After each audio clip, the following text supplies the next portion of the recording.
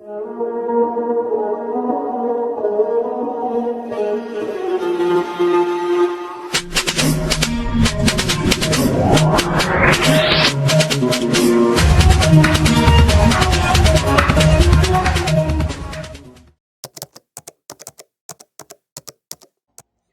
حسین رضی اللہ تعالیٰ عنہ نے عاشورہ کے دن صبح کی نماز پڑھنے کے بعد اپنے ساتھیوں کے ساتھ جنگ کی تیاری شروع کی اور اپنی فوج کی صفیں بنا لی، جس میں 32 سوار اور 40 پیدل تھے۔ امام حسین رضی اللہ تعالیٰ عنہ نے زہیر بن کین کو اپنی دائیں جانب اور حبیب بن مظاہر کو اپنی بائیں جانب معین کیا اور جنگ کے علم کو اپنے بھائی حضرت عباس رضی اللہ تعالیٰ عنہ کے ہاتھوں میں تھما دیا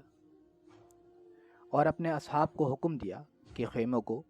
پیچھے کی سمت لے جائیں اور اس کے ارد گرد خندق کھود دیں اور اس میں لکڑی بھر کر آگ لگا دیں تاکہ دشمن پیچھے کی جانب سے حملہ نہ کر سکیں۔ اور اسی طرح میدان کی دوسری طرف عمر بن سعد نے بھی نماز صبح پڑھی اور مشہور قول کے مطابق اپنے 30,000 فوج کے سپہ سالاروں کو معین کر دیا۔ اس نے عمر بن حجاج زبیدی کو اپنی دائیں جانب اور شمر بن ذل جوشن کو اپنی بائیں جانب معین کیا اور اپنے پرچم کو اپنے غلام درید یا زوید کے سپرد کر دیا اور امام حسین اور ان کے ساتھیوں سے جنگ کے لیے تیار ہو گیا۔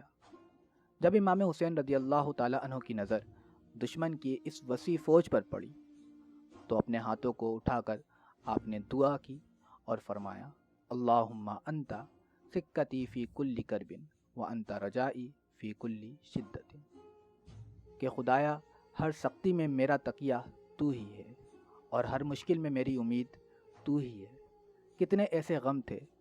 جو دل سے صبر چھین لیتے تھے اور ان کو دور کرنے کے لیے کوئی راستہ نہیں تھا۔ تو مجھے اس سے نجات عطا کر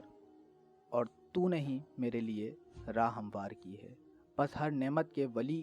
تو ہی ہے اور نیکی اور خوبی کا صاحب بھی تو ہی ہے اور ہر مقصود میرا تجھ سے ہی ہے۔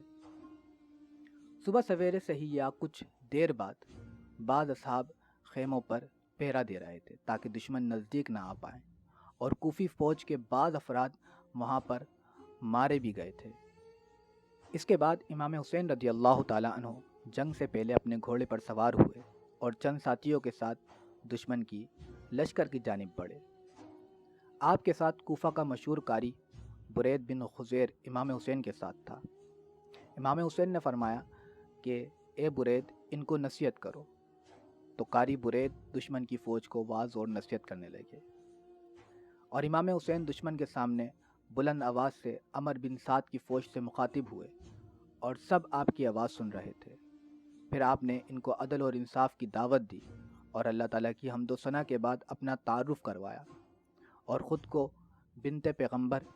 اور رسول اللہ صلی اللہ علیہ وسلم کا وصی اور رسول اللہ صلی اللہ علیہ وسلم کے چچیرے بھائی حضرت علی کا بیٹا بتایا۔ اس کے بعد آپ نے سید الشہداء حضرت حمزہ اور حضرت جعفر کا تعارف کرایا اور فرمایا کہ یہ دو میرے چچا ہیں۔ اور اس کے بعد امام حسین نے نبی کریم صلی اللہ علیہ وسلم کی ایک مشہور حدیث میدان کربلا میں ارشاد فرمائی کہ حسن اور حسین اہل جنت کے جوانوں کے سردار ہیں، اور نبی کریم صلی اللہ علیہ وسلم کے اصحاب میں سے جو اب تک زندہ تھے انہیں اس پر گواہ قرار دیا، جسے حضرت جابر بن عبداللہ انصاری، ابو سعید خدری، سہیل بن سعد سعدی، زید بن ارقم۔ اس کے بعد امام حسین نے ان خطوط کا ذکر کیا جو کوفہ والوں کی جانب سے ملے تھے۔ امام حسین نے حجار بن اجبر، کیس بن اشس، یزید بن حارث اور مزید لوگوں کے نام لے کر اور ان کے خطوط کو سامنے دکھایا، تو یہ سب کے سب اس پر انکار کر بیٹھے اور کسی نے بھی اس چیز کو تسلیم نہیں کیا۔ کوفیوں نے اس کے بعد امام حسین کو جواب دیا کہ آپ کے پاس کوئی اور چارہ کار نہیں کہ آپ صرف یزید کی بیعت کریں، تو امام حسین نے فرمایا کہ ہرگز نہیں، خدا کی قسم کبھی اپنا ہاتھ ذلت کی طرف نہیں بڑھاؤں گا۔ اس کے بعد زہیر بن کین کھڑے ہوئے اور کوفہ والوں سے مخاطب ہو کر امام حسین کی فضیلتوں کو بیان کیا اور ان کو نصیحت کی۔ اسی دوران شمر نے شور مچاتے ہوئے کہا، ان باتوں سے مجھے کچھ سمجھ نہیں آتی، اور زہیر بن کین کے خطاب کو بری باتوں سے جواب دیا۔ امام حسین کے خطاب کرنے کے بعد جب کوفہ والے جنگ کے لیے تیار ہو گئے اور امام حسین نے جب آخری ندا کی، کیا میری مدد کے لیے کوئی ناصر و مددگار نہیں ہے؟ اور جب یہ ندا حر بن یزید ریاحی نے سنی اور دیکھا کہ کوفہ والے جنگ کرنے پر تلے ہوئے ہیں، تو اس نے کوفہ کی فوج سے نکل کر امام حسین کے ساتھ شامل ہو گئے۔ کہا گیا کہ حر نے امام حسین سے اجازت مانگی کہ امام کے ساتھیوں میں سے پہلے وہ جا کر یزیدی فوج پر حملہ کریں گے۔ امام حسین نے اجازت دی اور حر نے حملہ کیا اور جام شہادت نوش کیا۔ بعض روایت میں نقل ہوا ہے کہ حر عاشورہ کے دن کے درمیانی وقت میں شہید ہوئے۔